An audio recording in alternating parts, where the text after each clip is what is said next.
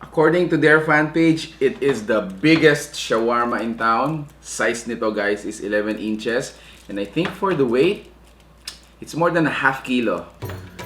Whoop! Bago ako balin. Kamusta kayo po? My name is Louie and welcome to Hway in Pampanga.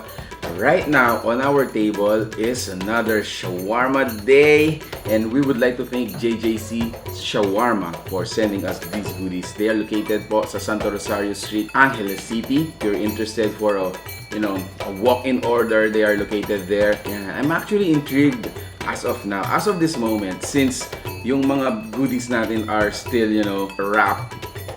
So, hindi ko pa alam kung ano yung nasa loob nila or yung mga appearance nila. So, let's get into it right now. Ayan, according to their fan page, it is the biggest shawarma in town. Size nito guys is 11 inches. And I think for the weight, it's more than a half kilo. More than a half kilo. And to tell you guys, it's just 179 pesos. So sabi ko nga, it's my first time to see a shawarma this big. Point of view perspective, para siyang una ng bata.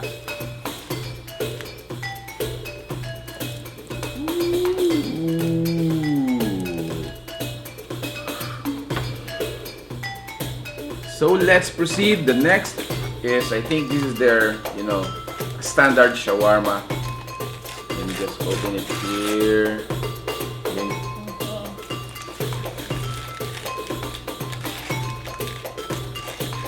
So next to open is yung kanilang shawarma salad.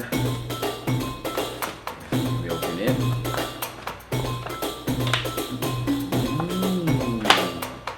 Comes along with the shawarma salad is their pita bread. Ito, hindi nila sinama yan para you would still enjoy a separate flavor for when you add the pita. Alright, so let's continue guys. There are two kinds of sauces, so I'm guessing this is their regular sauce and this is hot and spicy sauce.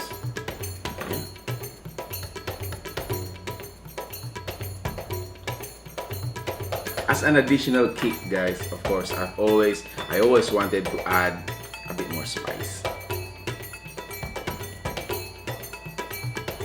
Moment of truth, let us taste their shawarma. Let me just give a first person observation. Yan. So, meron tayong dito sa large shawarma nila. Meron tayong, of course, the meat. Meron tayong fries. Meron tayong, let me see what's this. Oh, green tomatoes. Meron din tayong cabbage or lettuce, I think. What's making me impressed about it is, ang amoy talaga niya is an Indian food or a Persian food or a Turkish food, parang gano'n. Kudos to you guys dahil sa, amoy pa lang, talagang it is so out of this place. I would like to taste itong shawarma salad. Ooh. Just a word of caution guys, yung hot sauce nila is really hot and spicy. And then yung meat, according to their page, it's 100% choice of tenderloin.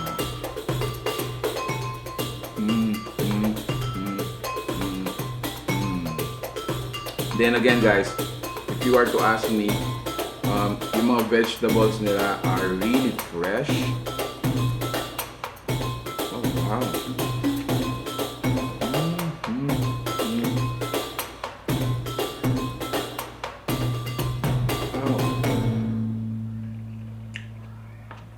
Oh wow.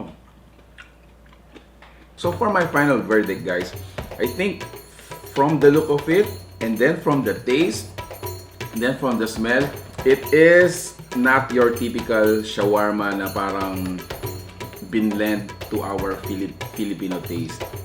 It is still out of this place taste na magugulat ka talaga sa mga flavors and spices na mga inad nila dito. So again, if you're craving for shawarma, you're not so typical shawarma, JJC?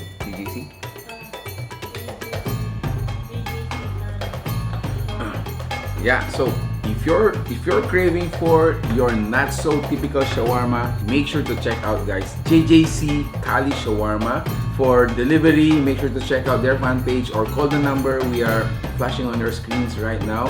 Yeah, I'm gonna continue with this one. And if you like this video, if you wanna show support to JJC Cali Shawarma, please give this video a thumbs up, share it with your friends, and yeah, order na kayo ng shawarma. If I may say, it's out of this place. Not so Filipino with shawarma. Make sure to check out JJC Cali Shawarma. Thank you for watching. We're in Pampanga, guys. Until our next video, hope to see you there. Bye.